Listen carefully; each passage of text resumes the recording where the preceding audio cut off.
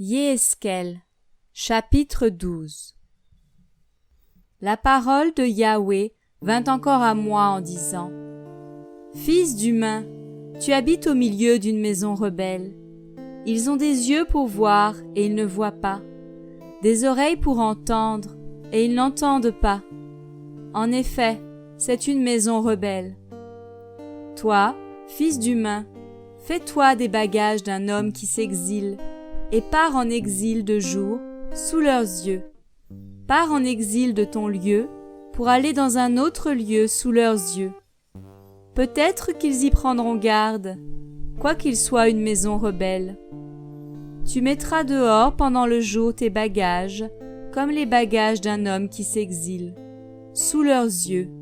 Et le soir, tu sortiras sous leurs yeux, comme quand on sort pour s'exiler. Sous leurs yeux, perce un trou dans le mur par où tu sortiras. Tu les porteras sur tes épaules sous leurs yeux, et tu sortiras tes bagages pendant l'obscurité.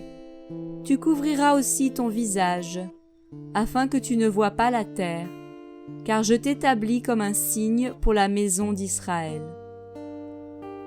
Je fis ce qui m'avait été ordonné. Je portais dehors pendant le jour mes bagages, comme des bagages d'exil. Le soir, je perçai le mur avec la main, je les sortis pendant l'obscurité, je les portais sur l'épaule sous leurs yeux. Au matin, la parole de Yahweh vint à moi en disant : Fils d'humain, la maison d'Israël, maison rebelle, ne t'a-t-elle pas dit : Qu'est-ce que tu fais ? Dis-leur : Ainsi parle Adonai Yahweh. Ce fardeau dont je suis chargé s'adresse au prince qui est à Jérusalem et à toute la maison d'Israël qui s'y trouve. Dis : Je suis pour vous un signe.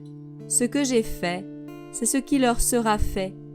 Ils iront en exil, en captivité.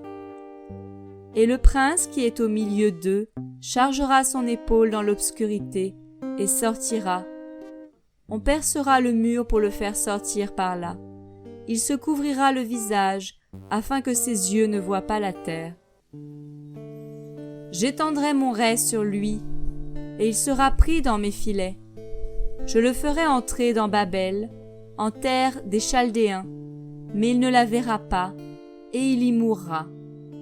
Je disperserai à tout vent tout ce qui est autour de lui, son secours et tous ses corps d'armée, et je tirerai l'épée sur eux.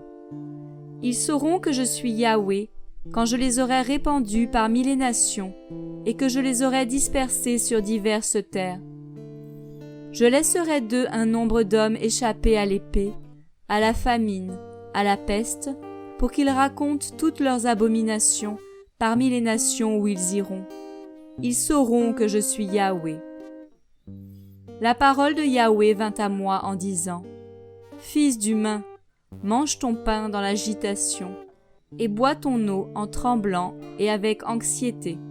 Tu diras au peuple du sol : Ainsi parle Adonai Yahweh sur les habitants de Jérusalem, à la terre d'Israël.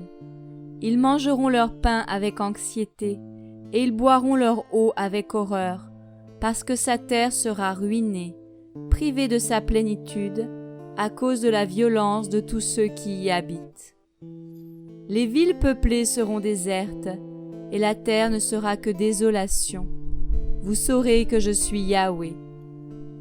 La parole de Yahweh vint encore à moi en disant : Fils d'humain, que signifie ce proverbe que vous tenez sur le sol d'Israël en disant : Les jours se prolongent et toute vision s'évanouit.